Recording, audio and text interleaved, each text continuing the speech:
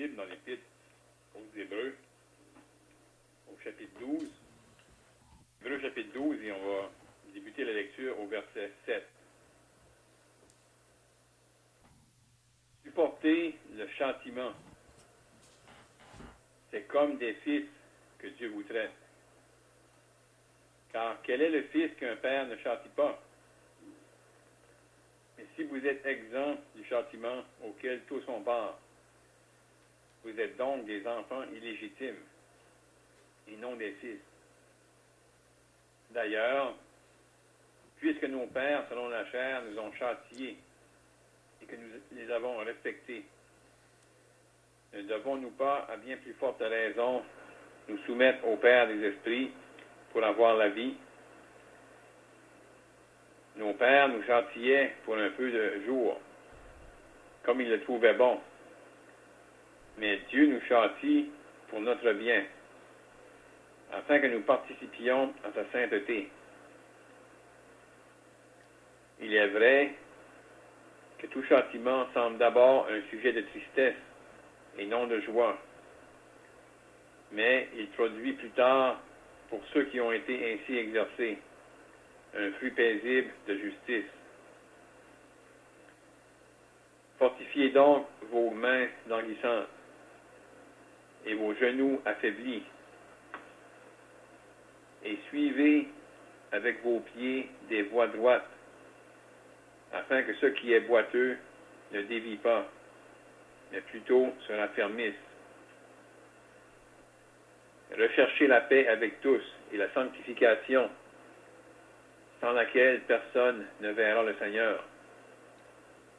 Veillez à ce que personne ne se prive de la grâce de Dieu,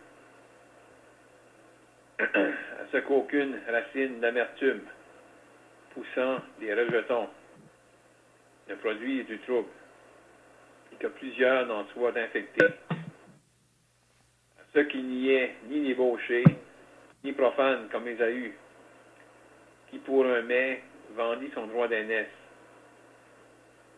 Vous savez que plus tard, voulant obtenir la bénédiction, il fut rejeté, quoiqu'il l'ait sollicité avec larmes, car il ne put amener son père à changer de sentiment.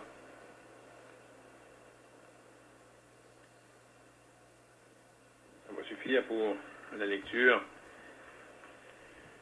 Donc, on va poursuivre à partir du verset 7 où on est exhorté, comme croyant, à supporter le châtiment. Vous avez considéré la semaine dernière ce qui vient avant, et si on veut juste faire une petite, faire un point, au début du chapitre, on est appelé à détourner nos regards sur d'autres choses pour les fixer uniquement sur Jésus. Donc, on est invité à faire une action. Détourner nos regards d'ailleurs pour les fixer uniquement sur Jésus. Ensuite, au verset 3, l'auteur nous dit « Considérez, en effet, celui qui a supporté contre sa personne une telle opposition de la part des pécheurs. » Le mot « considérer », c'est l'idée de compter ou de reconnaître une chose et le faire attentivement. Et le faire aussi d'une manière répétée. C'est de faire regarder et reconnaître attentivement et distinctement. Là, justement, avant, on était exhorté à détourner nos regards sur les autres choses pour les fixer uniquement sur Jésus. Et là, de le considérer attentivement. Et selon l'original, c'est un mot qui implique une répétition. Donc, c'est pas quelque chose qu'on fait une fois, c'est qu'on considère et on reconsidère. On observe. Parce Parce que ici, l'auteur, l'Épître aux Hébreux, écrivait à des croyants qui avaient été affectés, des croyants qui avaient détourné leur regard. Ils étaient encore dans l'assemblée, mais ils étaient affectés par ceux qui avaient quitté et qui avaient retourné au judaïsme. Et pour un temps, leur regard était détourné. Donc là, ils sont exhortés à avoir leur regard sur Jésus. Ils sont exhortés à considérer sa personne et celui qui a supporté contre sa personne une telle opposition de la part des pécheurs. Donc d'avoir nos regards sur lui et de l'observer, de le considérer attentivement et avec répétition. Donc d'avoir nos regards sur lui et se rappeler constamment qu'est-ce que lui a connu. Ça, il mentionne comment il dit, vous n'avez pas encore résisté jusqu'au sang en luttant contre le péché. Et là, quand on va considérer ce soir, que j'ai touché un peu la semaine dernière, là, il mentionne de supporter le châtiment. Un châtiment que Dieu envoie sur ses enfants. C'est ce qu'il faut faire ressortir ici. Ceux qui connaissent le châtiment, c'est ceux qui appartiennent au Seigneur. Il y avait possiblement un châtiment ici, si on pourrait dire un châtiment préservatif. Parce que vous savez, dans la parole, il peut y avoir différents types de châtiments. Il peut y avoir un châtiment lorsqu'on s'éloigne vraiment et qu'on pêche. Mais ici, peut-être un châtiment, si on peut le dire, préservatif. Les croyants-là avaient les regards détournés sur le Seigneur Jésus. Certains considéraient ceux qui avaient quitté. Et certainement, ceux qui avaient quitté connaissaient peut-être pas la persécution qu'eux connaissaient. Le Seigneur permet, il va envoyer un châtiment dans le but de les garder, dans le but de les faire détourner de où ils regardaient et de où ils s'en allaient.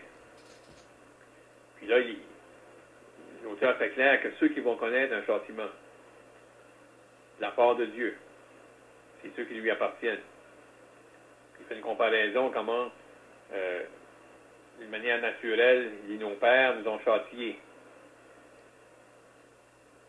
pour peu de jours, comme ils le trouvaient bon. Mais il y avait une raison au châtiment que leur père leur donnait. C'était pour leur bien. Il fait le parallèle justement pour montrer comment Dieu, notre Père céleste, il va châtier pour notre préservation. Et dépendant comment éloigné qu'on est, même pour notre restauration, pour nous ramener. Puis comment ceux qui vont se soumettre au châtiment. Ça nous dit, au verset 11, il est vrai que tout châtiment semble d'abord un sujet de tristesse et non de joie, mais il produit plus tard pour ceux qui ont été ainsi exercés un fruit paisible de justice. Et ensuite, il va encore les encourager en disant « Fortifiez vos mains languissantes et vos genoux affaiblis. Et suivez avec vos pieds des voies droites, afin que ce qui est boiteux ne dévie pas, mais plutôt se raffermisse. » Donc ça, leur marche était affectée par leurs conditions et où ils avaient leur regard. Et là, après les avoir exhortés, après avoir parlé même du châtiment, il les encourage à ce que leurs mains soient fortifiées, que leurs mains languissantes et leurs genoux affaiblis. Puis, qu'est-ce qui va être la suite? Justement, ils vont pouvoir marcher d'une manière, des voies droites, puis ils ne vont pas dévier, ils vont être raffermis. Donc, c'est une parole d'encouragement pour les enfants de Dieu. Puis, ça a été soulevé à quel temps que ces choses-là, les croyants l'ont connu. Il y avait un certain temps que ça avait écoulé. Ils avaient persévéré pour un temps. Mais là, il est arrivé ce temps-là de persécution, et ce temps-là où certains avaient quitté, et c'était un temps d'épreuve, puis un temps de tentation pour eux. Puis, mais l'exhortation était de persévérer et de continuer à avoir des regards sur le Seigneur Jésus. Donc, on ne va pas en dire plus pour l'introduction. On invite encore les frères à participer, à faire des questions, des commentaires, et qu'on puisse tous être ce soir encouragés et nourris par la parole de Dieu.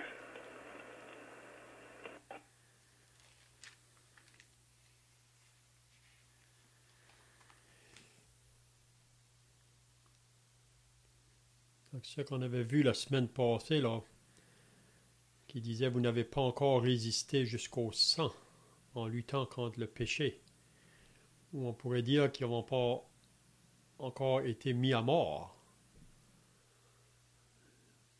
pour leur vie chrétienne, là, parce que vous savez qu'il y a beaucoup de chrétiens qui ont connu la mort, qui ont donné leur vie pour leur sauveur.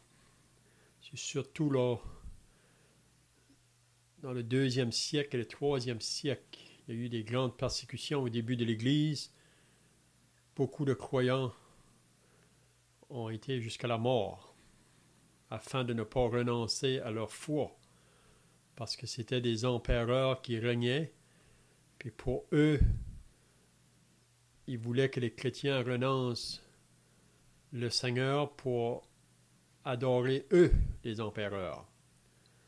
Donc, si qu'ils renonçaient le Seigneur, ils sauvaient leur vie, mais s'ils ne voulaient pas renoncer, ils allaient brûler sur des bûchers ou qu'on les faisait manger par des bêtes dans des arènes. Mais ici, en parlant à ces croyants ici, il dit, vous n'avez pas encore résisté jusqu'au sang, parce qu'on peut y aller jusqu'à la mort pour la cause de Christ. Puis qu'est-ce qu'on avait remarqué aussi la semaine passée concernant le châtiment, là, il y a un danger pour nous quand que Dieu nous discipline, parce que chacun de nous, il n'y a personne qui est exempt de ça. Si vous êtes un enfant de Dieu, vous allez un jour ou l'autre connaître la discipline du Seigneur, le châtiment du Seigneur. Mais comment qu'on va réagir quand que Dieu permet des choses dans nos vies? Vous savez, quand il y a des événements qui arrivent dans nos vies, puis on sent vraiment comme un châtiment vraiment qui vient sur nous. Donc, ça nous pousse à nous sonder, premièrement, mais il ne faut pas mépriser ça. C'est ça qui est dit au verset 5. Là, mon fils, ne méprise pas le châtiment du Seigneur. Puis ensuite, il dit, ne perds pas courage, parce que peut-être sur le châtiment, on se portait à nous décourager ou de penser pourquoi cela m'arrive. Mais il ne faut jamais oublier que ça arrive à tous les enfants de Dieu. Puis ensuite, il nous dit de nous soumettre. Okay? L'importance de nous soumettre à la discipline du Seigneur dans nos vies. Donc, la question peut-être qu'on peut se demander maintenant, quand que des parents, parce qu'il parle de nos pères ici, là, qui nous châtiaient selon la chair, quand les parents doivent discipliner leurs enfants ou les corriger, pourquoi? Quelle est la raison pourquoi que des parents doivent, à un moment ou l'autre, discipliner ou corriger leurs enfants? Est-ce qu'on a des pensées là? Pourquoi qu'on doit faire ça? C'est certainement pour les ramener sur le bon voie. Je m'en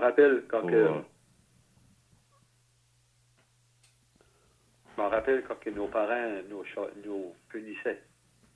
Pourquoi qu'ils nous punissaient? Parce qu'on avait fait quelque chose de mal. Aujourd'hui, si Dieu, quand il tente ses enfants, si Dieu nous châtie pour une raison, Dieu veut nous amener à lui. Il veut nous corriger, mais c'est pour notre bien.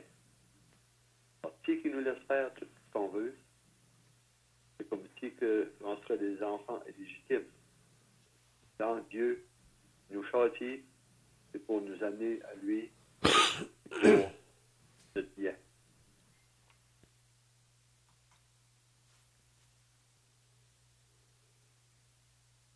Si, par exemple, quand on plante un petit arbre, puis on ne met rien pour le soutenir droit, le vent va le pousser, il va finir par tomber. Il va pousser tout croche, comme on dit. C'est un enfant. Un enfant, à la minute qu'il commence à parler, le premier mot qu'il va dire, c'est non. Ça, c'est la nature. C'est la nature humaine. C'est pour ça ici que le Seigneur parle du châtiment. C'est sûr que là, c'est pas le châtiment peut-être des parents que le Seigneur parle. C'est parce qu'il châtie ses enfants quand ils sont désobéissants ou ça peut arriver. Des fois, on se pose des questions. Comment ça se fait que ça m'arrive? Ou bien comment ça se fait que ça arrive à une telle personne? Ou, je parle des chrétiens. On ne connaît pas. C'est toujours ce qui se passe. Ben, le Seigneur, lui, Dieu, il sait tout. Et si on regarde autour de nous, il y a des personnes, des familles qui ont été témoignées,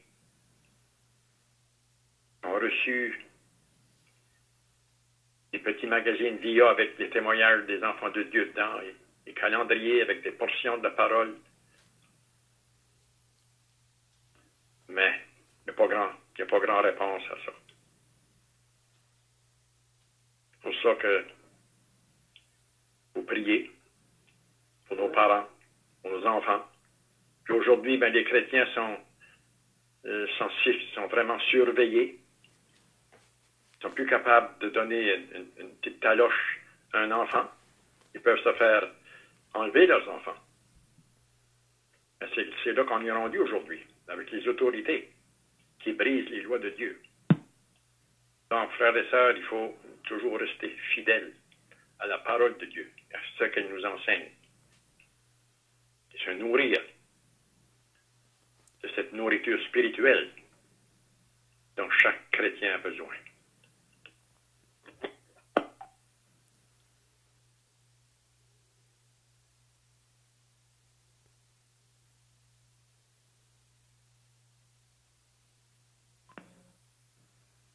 Est-ce que c'est qu'on peut ressortir de supporter le châtiment? Pourquoi? Que Dieu nous châtierait. Comme ça nous dit dans la parole, comme nous avons porté l'image du terrestre, nous porterons aussi l'image du céleste. Le but du châtiment, comme ça dit, l'exhortation, supporter, soumettre, participation, exercer, ainsi de suite, fortifier, suivre, rechercher, veiller. On voit toutes les choses là. Puis si on regarde plus loin, au numéro 25, gardez-vous de refuser d'entendre celui qui parle. Car si ceux-là n'ont pas échappé qui refusèrent d'entendre celui qui publiait les oracles sur la terre, combien moins échapperons-nous si nous nous détournons de celui qui parle du haut des cieux? On peut voir à travers de tous ces verbes-là, à partir du verset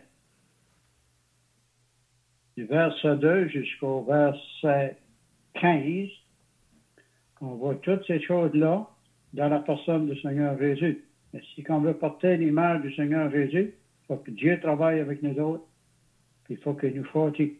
Parce que s'il nous laisse à nous autres mêmes, on n'en fera pas loin. Et comme qu'on a pu toucher sur la question de la lumière, celui qui a reçu cette lumière, la personne du Seigneur Jésus, puis comme ça nous dit, vous êtes la lumière du monde. Et comment est-ce que c'est qu'on va démontrer qu'on a cette lumière-là nous autres mêmes? En obéissant à ce que c'est que nos frères ont dit ce soir.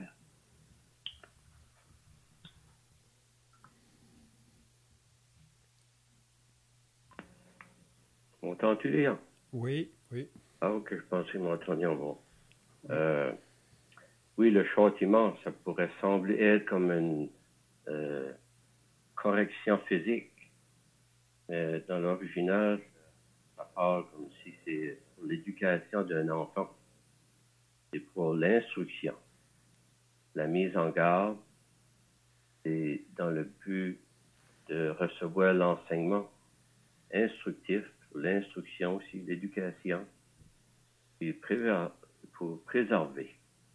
C'est vraiment ça que le mot ici, châtiment, veut dire. Et le Seigneur veut nous former en nous instruisant. C'est qu'on va passer le test.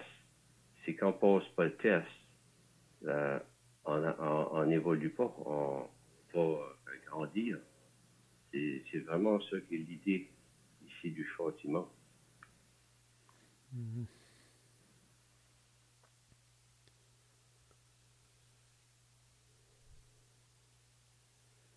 C'est ça. Donc, quand un parent doit discipliner ou corriger l'enfant, on peut penser que, premièrement, le parent, sa responsabilité, c'est d'éduquer l'enfant ou l'instruire. Et on voit ça dans l'Épître aux Éphésiens, là. Comment que les pères ne devraient pas irriter les enfants, mais les instruire selon le Seigneur. Donc, c'est ça, premièrement, la responsabilité des parents. Mais ensuite, après que l'enfant a été instruit, a vraiment compris l'enseignement, là, ensuite, il devient responsable. S'il va désobéir à ces choses-là, là, il devient responsable. Mais la raison pourquoi que le parent va vouloir discipliner ou corriger l'enfant, c'est quand que l'enfant va au-delà de ces enseignements-là qu'il a reçus là, ou qu'il désobéit. Mais quand le père veut le discipliner, c'est pas pour faire mal à l'enfant. Parfois, l'enfant peut penser ça. Vous savez, il y a des enfants parfois qui pensent à quand que le papa doit le corriger, que le papa l'aime pas ou sa maman l'aime pas. Ça, c'est dans la pensée. Même, vous pouvez vous rappeler quand que vous avez été discipliné, quand on était jeune. Moi, ce que je trouvais difficile quand il nous disciplinait, là, c'était pas vraiment la correction, peut-être avec pour frapper, là, mais c'est s'il nous plaçait dans la chambre. Il nous disait allez dans la chambre, puis on passait la soirée dans la chambre. Ça, je trouvais ça plus dur qu'avoir une fessée, si on peut dire. Mais les parents nous faisaient ça pour. C'est une correction dans le but là, qu'on soit ramené aux enseignements qu'on a reçus de nos parents. Donc, c'est la même pensée avec le Seigneur dans nos vies, parce que à cause qu'on a toujours cette nature charnelle en nous, on a toujours la tendance d'aller en dehors de la voie de Dieu.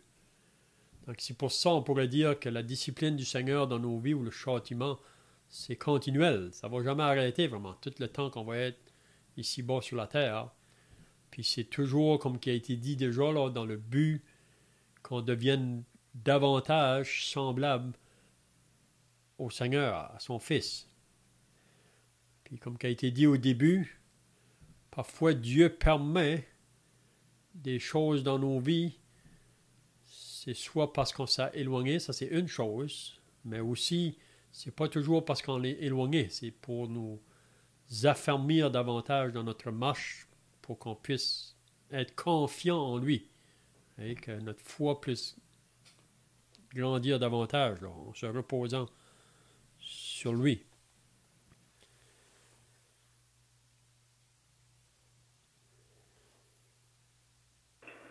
Une chose qu'on peut voir aussi, que même dans l'exemple de nos parents, même si on a des bons motifs, ici l'auteur, il fait ressortir au verset 10, nos pères nous châtiaient pour un peu de jour comme ils le trouvaient bon. C'est sûr qu'il essayait de bien faire, mais il faut aussi le contraste. Mais Dieu nous châtie pour notre bien. En ce qui concerne Dieu, lui, il n'y a pas de manquement. Le châtiment qu'il va donner, des fois, justement, comme parent, on peut soit manquer, soit on n'a pas châtié correctement ou qu'on a trop châtié, mais le châtiment que Dieu donne, lui, il est parfait. Puis il est pour notre bien. Il fait le contraste, justement. Si on s'est soumis, on a respecté les parents, malgré peut-être l'imperfection du châtiment qu'il donnait, là, Dieu, lui, c'est un châtiment qui est parfait. Donc, on devrait se soumettre, en sachant que le résultat final, il est bien. Ce que Dieu veut faire, c'est le but, puis, on pourrait dire l'intention, puis la façon qu'il va châtier, c'est parfait. C'est pour ça que par la suite, il va mentionner que, justement, en ayant ça en vue, c'est vrai que même si on a ça en vue, au départ, le châtiment, c'est un sujet de tristesse et non de joie. Mais si on se soumet au châtiment, qu'est-ce que ça va produire? C'est bien. Donc, il faut avoir cette attitude-là envers notre Père Céleste face au châtiment. Oui, aussi, puis je me rappelle quand nos parents, là, ça venait le temps qui doit nous discipliner ou nous corriger, ça dépendait beaucoup de notre attitude, là. Si l'attitude de l'enfant est soumise, là, le moment que le parent parle, qui va dire, là, je dois aller te parler ou je dois aller te corriger, mais si l'enfant se soumet à ça, il va juste être docile, si on peut dire à ça. On dirait que ça va être beaucoup moins difficile pour l'enfant. Mais il y a des enfants, parfois, là, qui veulent pas se soumettre. Et ils vont crier ou qui vont vouloir... Mais souvent, la correction est plus difficile pour l'enfant. C'est pour ça qu'il nous demande ici là, de ne pas mépriser ça. L'importance de se soumettre quand Dieu permet des choses dans nos vies. Parce que vous savez, on peut réagir... Parce que Dieu, comme que notre frère disait au début, là, il parle au monde inconverti aussi. Il parle tantôt d'une façon, tantôt d'une autre. Puis c'est dans le but d'amener les personnes au salut, là, à son Fils. Mais il fait la même chose avec les enfants de Dieu. Mais nous, c'est dans le but de nous approcher de lui davantage. Puis c'est dans le but de produire en nous une vie de sainteté. Donc, notre attitude là, face à la discipline, parce que parfois, on pourrait peut-être dire, pourquoi Dieu? Pourquoi tu m'envoies encore ça? Et on peut se plaindre, on murmure. Mais peut-être que Dieu peut retirer, mais il va revenir de nouveau parce qu'il veut faire quelque chose avec nous. Il veut produire quelque chose avec nous. Donc, pour le faire, il faut qu'il nous fasse passer par certaines places. Hein?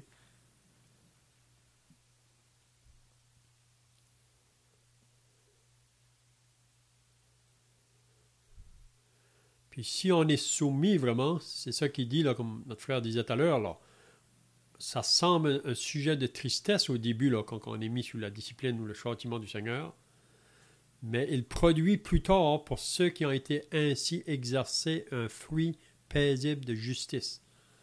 Donc si on est exercé à réaliser là, que c'est pour mon bien, donc après la discipline est venue, on va connaître des bénédictions, on va connaître vraiment la joie vraiment d'avoir eu passé au travers de cette discipline-là.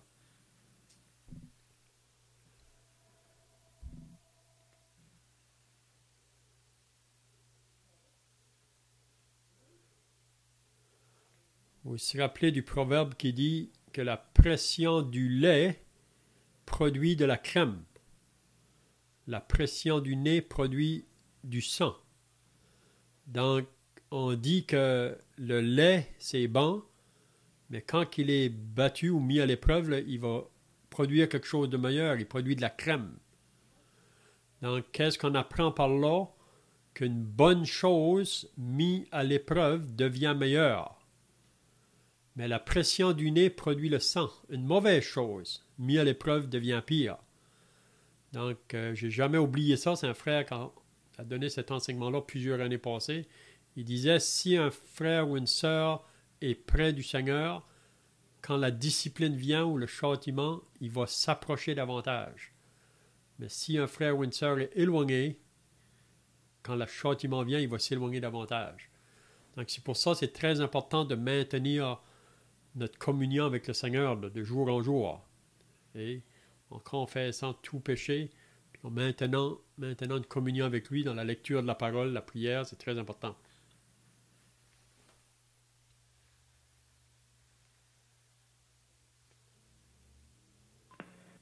Remarquez souvent aussi, plusieurs reprises, comme une personne qui prend l'enseignement, notre enseignement, puis on l'entend, un autre frère prend l'enseignement, une semaine, 2 semaines, 3 semaines, on dirait le même message revient. Tu sens comme que Dieu semble vouloir parler à quelqu'un. Et que la personne ne prend pas l'instruction ou la mise en garde, comment est-ce qu'il va réagir à ce message-là? C'est vraiment important. Est-ce qu'il va se soumettre ou est-ce qu'il va continuer dans sa même voie? Parce que j'ai remarqué ça souvent, parfois. Là. Et ça peut être pour nous autres, ça peut être pour un autre frère, une autre sœur. Moi, j'ai remarqué ça parce que le message revient souvent. Faut prier. Il faut prier que Dieu veut parler à quelqu'un certainement. Parce que c'est pas normal que ça revienne à plusieurs occasions. Mais si la personne se soumet, comme a été mentionné, et c'est le but de la sainteté. C'est pour le but de nous ramener tout près de lui.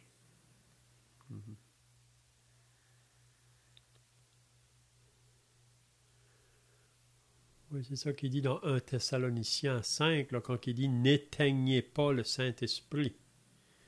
Et on peut attrister le Saint-Esprit, mais dans 1 Thessaloniciens 5, de ne pas éteindre, c'est quand on est exposé à l'enseignement de la parole. C'est comment, comme notre frère vient de dire, comment on va réagir. Parce que la parole de Dieu, elle fait 4 choses. C'est ça que Paul dit là, dans 2 Timothée, que toute écriture est inspirée de Dieu, premièrement pour enseigner, elle veut nous enseigner, elle nous apporte des convictions, elle veut produire en nous des convictions, elle va nous corriger, puis c'est peut-être sur ce côté-là qui est toujours plus difficile, là, quand la correction vient, puis ensuite elle va nous instruire. Donc, comme le frère vient de dire, si on est exposé à un enseignement de la parole, le danger qu'on peut éteindre l'esprit, c'est-à-dire que la parole est pour nous, mais on veut s'en détourner. Ça peut être un danger. Mais se soumettre, c'est ça qui va être une bénédiction pour chacun de nous.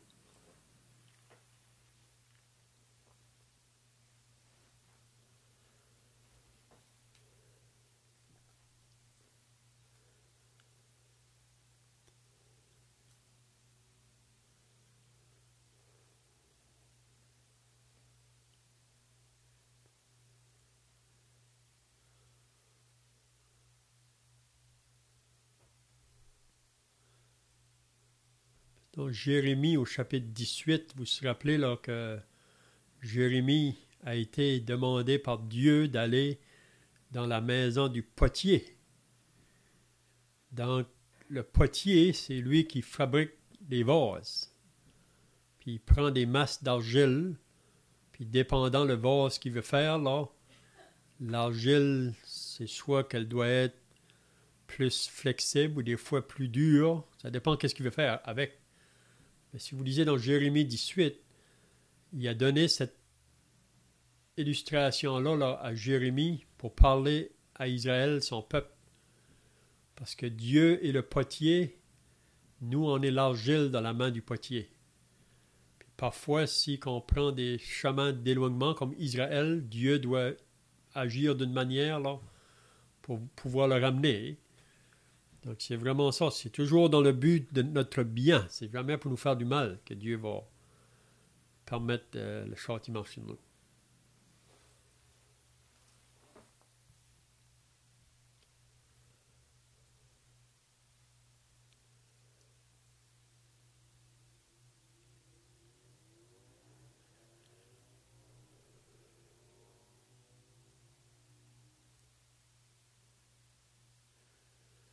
Peut-être qu'on peut toucher le verset 12 avant de terminer. Qu'est-ce qu'il veut dire quand il dit « Fortifiez donc vos mains languissantes et vos genoux affaiblis. Donc, pourquoi que l'auteur de l'Épître aux Hébreux doit mentionner ça à ses croyants à qui il écrit là? Fortifiez donc vos mains languissantes et vos genoux affaiblis. Pourquoi qu'il mentionne ça?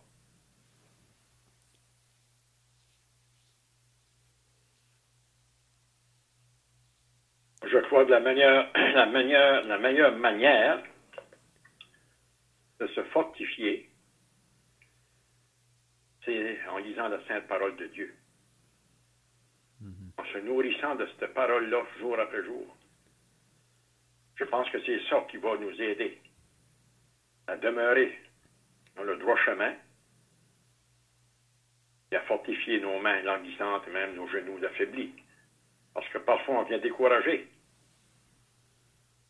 C'est qu'on néglige la parole, c'est qu'on s'éloigne de cette nourriture spirituelle. Ça va aller de pire en pire.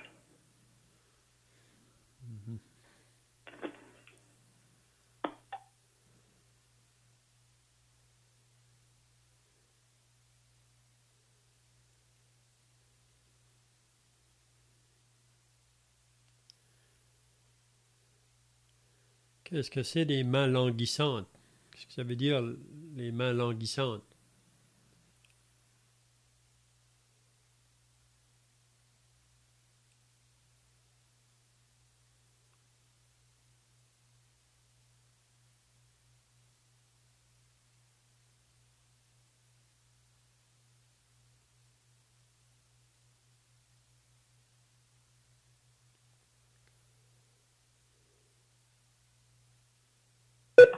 Peut-être la paresse.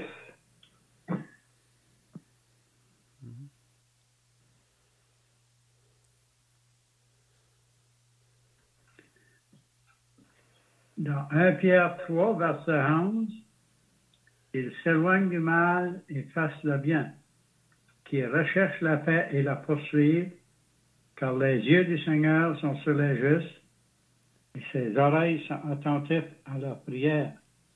Mais la face du Seigneur est contre ceux qui font le mal.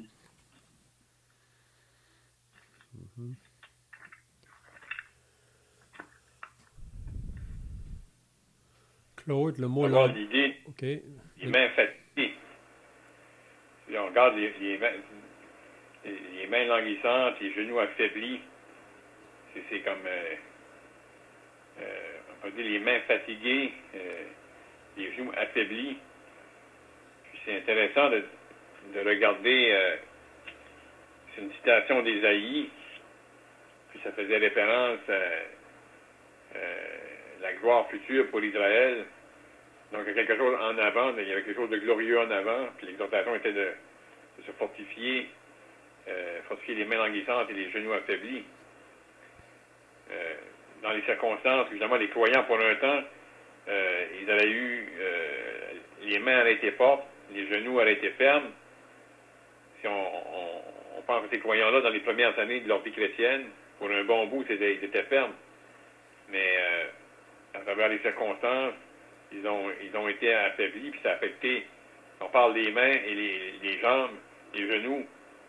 Si les genoux sont affaiblis, puis les mains fatiguées, c'est difficile d'avancer et de travailler, marcher pour le Seigneur.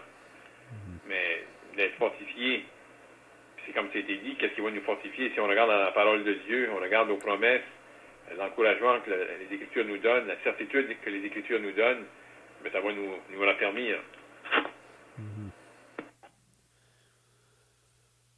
Parce que dernièrement, on fait une étude dans le psaume 119, là. Si vous lisez le psaume 119, il met beaucoup d'importance à la parole de Dieu, d'obéir la parole de Dieu. Puis il parle concernant la parole ou les commandements ou les ordonnances ou les préceptes ou les statuts. Donc l'importance de vouloir obéir la parole de Dieu face à l'opposition qui peut venir de la part des méchants, il dit.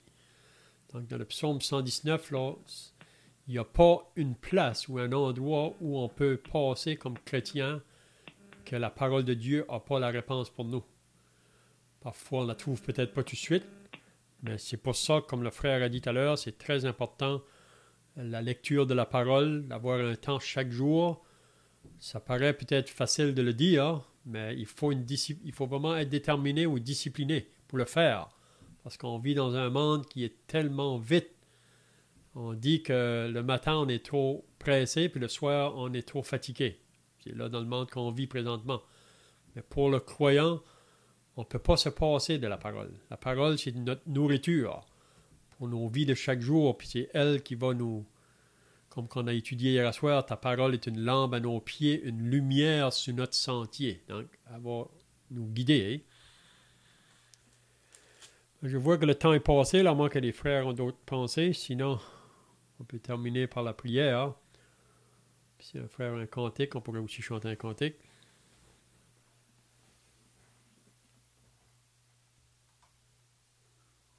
Notre Père dans le ciel, nous allons prendre un moment de la prière pour te remercier ce temps que nous avons passé autour de cette parole, le passage, nous savons certainement, on peut confesser devant toi. Bien souvent, nous sommes plus que ce qu'on était. Mais à travers de cette étude, que tu puisses nous ouvrir les yeux, à pas marcher, ou aller dans les anciens sentiers où on était, avant qu'on ait été sauvés. Nous savons certainement qu'après que tu nous as sauvés, tu nous as monté les voies droites, la voie de Dieu. Nous savons certainement qu'on peut se réjouir à la pensée que tu nous as sortis de ce monde de ténèbres où on était et que tu nous as conduits dans la lumière de lumière et que cette lumière, des fois, peut baisser. Mais ne nous laisse pas nous-mêmes de peur que nous trébuchions de part et d'autre. Que tu puisses nous garder les cœurs en haut. Et nous voulons te prier pour la valeur de cette journée. Te prions pour les différents besoins de ton peuple. Et pour ceux-mêmes qui ne sont pas sauvés. Si même aussi pour nos frères et nos sœurs.